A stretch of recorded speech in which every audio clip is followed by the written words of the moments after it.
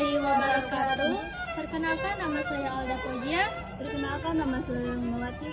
Perkenalkan, nama saya Intan Sabila. Kami akan menganalisis tentang novel Rumah Kaca. Kaca adalah novel kedua dari penulis Pramoedya Anantathur. Novel ini berlatar belakang masa penjajahan Belanda di Indonesia, tepatnya di tahun 1942 pada saat Jepang mulai menguasai Indonesia. Novel ini berpusat pada tokoh bernama Min-Ke, seorang pemuda pribumi yang cerdas dan bersemangat untuk belajar. Min-Ke yang sebelumnya belajar di sekolah Belanda kini harus beradaptasi dengan sistem pendidikan Jepang yang sangat keras dan menekan. Ia bersama dengan teman-temannya dipaksa untuk belajar di Rumah Kaca, sebuah tempat pendidikan khusus untuk para pemuda pribumi yang dianggap mengancam oleh Jepang. Di Rumah Kaca, Min-Ke dan teman-temannya dihadapkan pada berbagai tantangan dan dilema. Mereka harus berjuang untuk mempertahankan identitas dan idealisme mereka di tengah tekanan dan propaganda Jepang. Mereka juga harus menghadapi kenyataan pahit tentang perbedaan kelas dan ras di masyarakat Indonesia. Melalui Rumah Kaca, Min-Ke dan teman-temannya mulai memahami realitas politik dan sosial yang terjadi di Indonesia. Mereka mulai menyadari bahwa perjuangan tidak hanya untuk melawan penjajah, tetapi juga melawan ketidakadilan, kesenjangan sosial di dalam negara. Novel ini memberikan gambaran yang mendalam tentang tumbuh kembangnya nasionalisme Indonesia pada awal abad ke-20.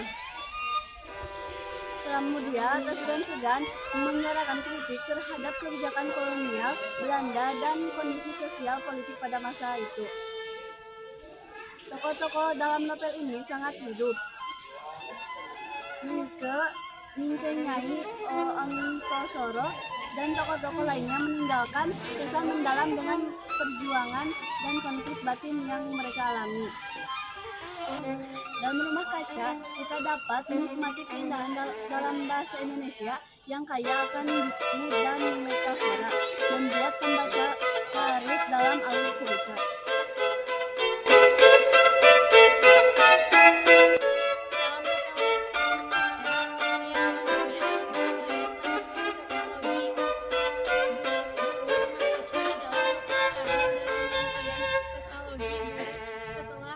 Manusia, anak semua bangsa, dan hidup langkah. Fiksi sejarah. Novel ini merupakan fiksi sejarah yang kuat, menggabungkan fakta sejarah dengan imajinasi penulis untuk menggambarkan kondisi sosial politik pada masa kolonial. Sistem pengawasan Rumah Kaca. Konsep Rumah Kaca dalam novel merajuk pada sistem pengawasan yang ketat terhadap tokoh utama Min-Ke dan pada aktivis pergerakan nasional de pemerintah kolonial Belanda. Konflik batin dan eksternal. Novel ini menyoroti konflik batin Min-Ke antara identitas pribumi dan Belanda, serta konflik eksternal dengan penelitian kolonial.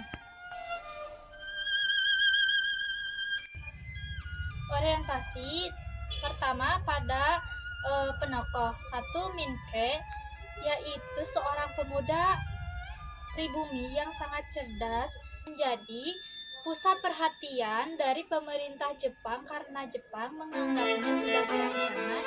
2. Nyai Ontosoro, seorang wanita Jawa yang memiliki pengaruh besar pada Min-Ke dan menjadi simbol perlawanan terhadap sistem kolonial. Untuk latar tempatnya yaitu kota Batavia atau yang sekarang terkenal dengan Jakarta pada tahun 1942.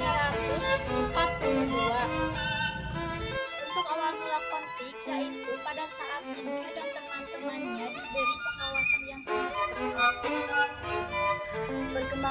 konflik terjadi saat pergulatan antara identitas pribumi Belanda serta upaya Minke dan teman-temannya dalam melawan sistem kolonial dan memperjuangkan kemerdekaan. Konflik mencapai puncaknya dengan pengawasan yang semakin ketat terhadap Minke dan teman-temannya. Mereka, resolusi akhir yang terbuka novel ini tidak memberikan penyelesaian yang pasti dan membiarkan pembaca untuk menarik kesimpulan sendiri. Pesan yang tersirat novel ini meninggalkan pesan tentang pentingnya perjuangan, pengorbanan, dan semangat nasionalisme. Sekian dari kelompok kami. Wassalamualaikum warahmatullahi wabarakatuh.